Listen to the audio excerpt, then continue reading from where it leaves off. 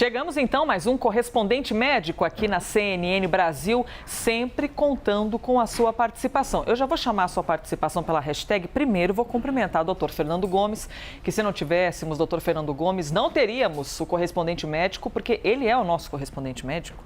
Bem-vindo, doutor. Muito obrigado, Elisa. Vamos trabalhar e vamos falar de saúde para todo mundo que está escutando a gente. Queremos, e informação é prevenção sempre. A pergunta que eu quero deixar aqui para você que nos assiste é: aquele apertamento de mandíbula, sabe? Durante o dia você fica apertando a mandíbula, às vezes dá até uma dor aqui, dor de cabeça. Durante o sono, por exemplo, o tal do bruxismo, que é ficar rangendo os dentes. Além de apertar a mandíbula de vez em quando, você passa ou já passou por isso? Já teve dor de cabeça, até enxaqueca? O que você fez para melhorar? Hashtag correspondente médico, que a gente vai chegar já nesse assunto. Mas antes disso, a gente começa, abre os trabalhos por aqui com mais uma prova, hein, de que a vacinação contra a Covid-19 funciona. É algo óbvio, mas é importante que a gente traga aqui mais dados. Dados do Observatório Brasileiro da Covid-19 mostram o efeito da imunização em gestantes e mães de bebês recém-nascidos. Esses dados consideraram as mamães que foram internadas com síndrome respiratória aguda grave e com testes positivos de Covid, isso em todo o país, viu? Não foram em locais específicos, mas espalhados por todo o país a partir de maio deste ano, quando esse grupo começou a receber as vacinas. Temos o resultado disso, hein? Já o efeito da vacinação nas brasileiras gestantes ou puérperas, né? Quem acabou de ter um neném. Entre o grupo, olha aqui, que não tinha recebido a imunização, a letalidade era de 14,6%, com 5 vezes mais chances de morte. Agora, presta atenção aqui para esse lado, que está em verde, bem bonito, para a gente destacar para você. Letalidade de um pouco mais de 3% nas gestantes que foram imunizadas com 2 doses. E no grupo que tinha recebido apenas a primeira dose, essa letalidade foi de 9,3%. Doutor Fernando Gomes, mais do que explícito aqui na nossa tela, que mais um grupo da nossa sociedade está muito mais protegido recebendo a vacina contra a Covid. Sim, e se a gente nota o recorte que foi feito a observação, foram de mulheres grávidas que foram internadas com uma síndrome de angústia respiratória, ou seja, devido ao coronavírus, sendo ele positivo e sendo mostrado que o quadro clínico é correspondente. O que está mostrando isso aqui? Que o indivíduo que está nessa situação, a mulher que está nessa situação, tem a Covid e evolui para um quadro moderado ou grave e precisa de internação, porque foi aí que esses casos foram então observados, quem não estava imunizado teve uma evolução e um desfecho muito pior, com uma taxa de óbito esmagadoramente maior do que quem recebeu a imunização. Mostrando inclusive uma correlação direta entre a quantidade de doses, e aqui a gente quer dizer do esquema feito completo ou ainda não, e a correlação com a própria mortalidade. Então, aqui é uma prova cabal da necessidade e do papel da vacinação no combate a esses casos graves de evolução ruim para o coronavírus. Lembrando que, imagina, uma mulher nessa situação, ela está aportando um bebê. Se ela falece, ela é responsável pela vida dela 2 e por outra óbitos, vida, na verdade, envolvidos. Então, assim, é muita preocupação e muita evidência aqui na nossa frente que, enfim, torna a realidade do processo de vacinação como algo realmente muito importante. Doutor, já que nós estamos falando sobre gestantes e mulheres vacinadas, não é? As gestantes, é interessante que nós possamos contextualizar aqui uma questão, que gestantes no Brasil, as grávidas, não podem tomar a vacina da AstraZeneca. Mas os outros imunizantes estão recomendados. Meses atrás, a gente acompanhou a divulgação de alguns efeitos colaterais com a aplicação da AstraZeneca em algumas gestantes.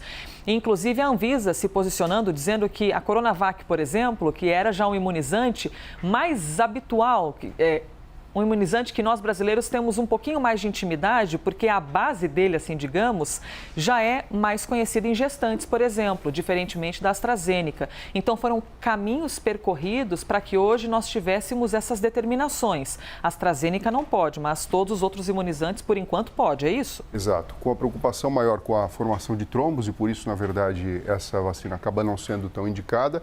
E em relação à Coronavac, é porque é realizada com vírus atenuados, na verdade, vírus que eles de fato são coronavírus, mas são incapazes de provocar doença. Então a gente já tem uma experiência, isso sobretudo com gestantes, e sabemos que as complicações, elas são ínfimas perto do benefício que é possível com a própria imunização e que a gente está vendo aqui na nossa frente. Doutor, eu vou para o próximo assunto, mas antes, mais uma perguntinha sobre imunização em gestante. Quando uma gestante recebe a vacina, ela imuniza automaticamente o neném? Então, tem trabalhos mostrando o seguinte, que os bebês que nascem de mães imunizadas, ou até mesmo mães que tiveram o coronavírus e não tiveram um desfecho ruim, conseguem transmitir, passar para o bebê, e aí tem até o papel da própria amamentação como um evento importante para a transmissão dos anticorpos contra o coronavírus para esse novo ser que está visitando e está fazendo parte aqui da Terra, Elisa. Então, é algo extremamente importante. A gente não pode dizer contundentemente que os bebês estão imunizados 100%, mas eles estão protegidos através desse processo natural que acontece da transferência de anticorpos da mãe para a criança. Você está prestes a dar à luz?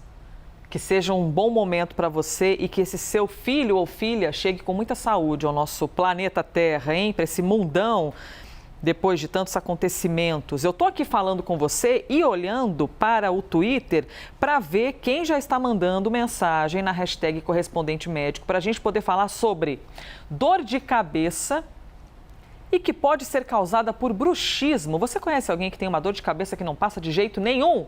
E que ninguém consegue descobrir de onde essa dor veio?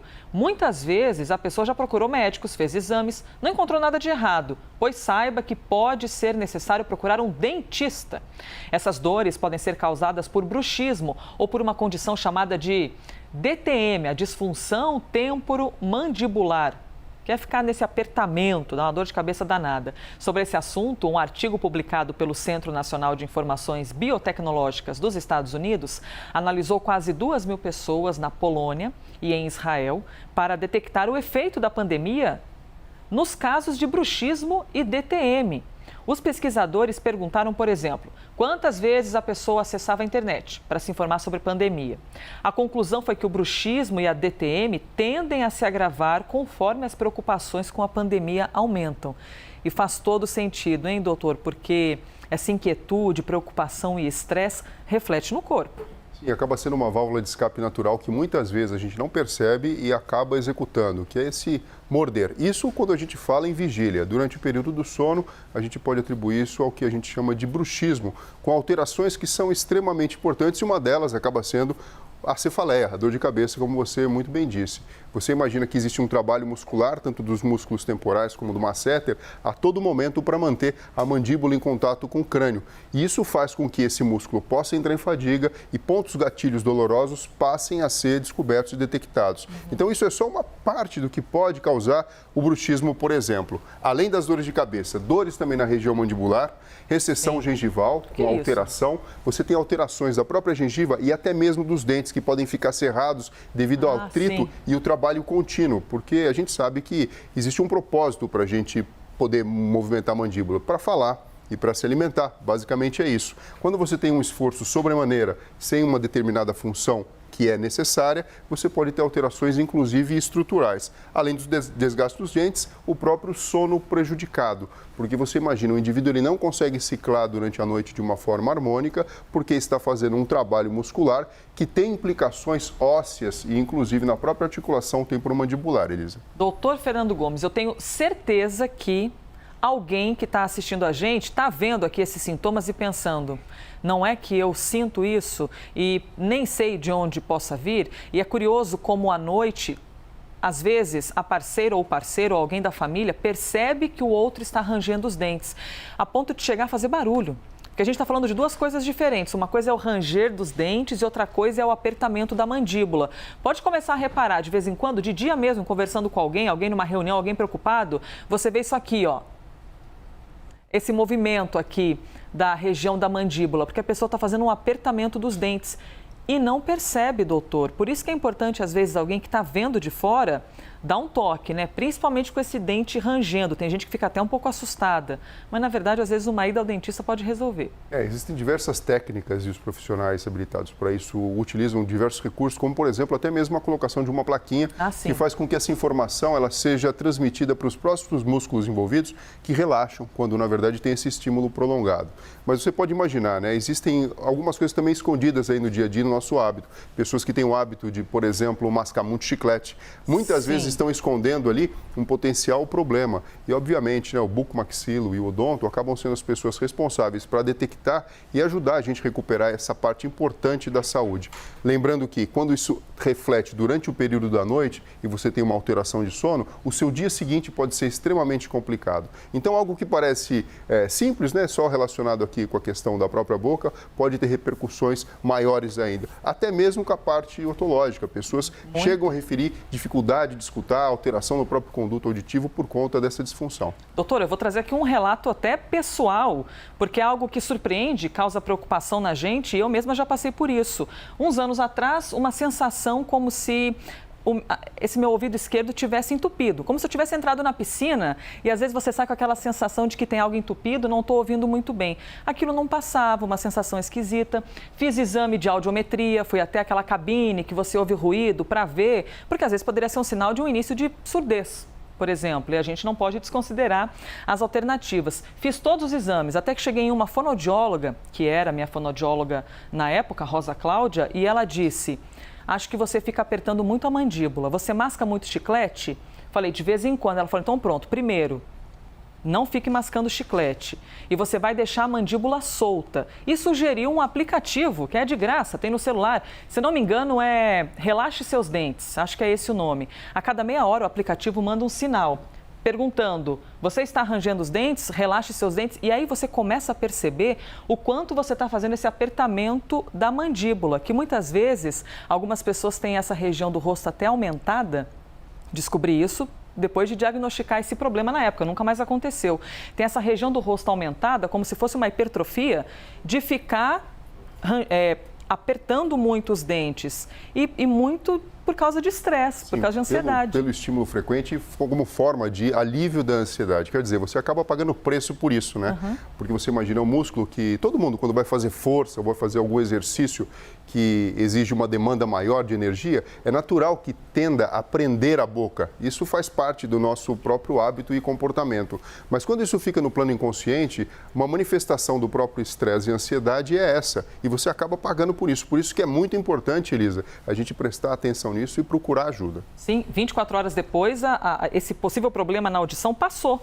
Esse entupimento passou e justamente era por causa do apertamento da mandíbula, que também causa enxaqueca. Há quem faça até aplicação aqui, têmpora que fala, não sei se estou enganada. Isso, no músculo temporal ao lado para ajudar a relaxar. Tem gente que faz aplicação, por exemplo, de toxina botulínica, porque aí você trava o músculo e você não fica forçando tanto ele e automaticamente não tem tanta enxaqueca. Eu tive que pesquisar tudo isso para poder me livrar da dor de cabeça. Eu vou aqui ler as mensagens que estão chegando. A gente tem mais um assunto que é extraordinário também, mas se por acaso acabar o nosso tempo, a gente reserva o assunto para amanhã. Eu até deixo a pergunta para o pessoal poder participar.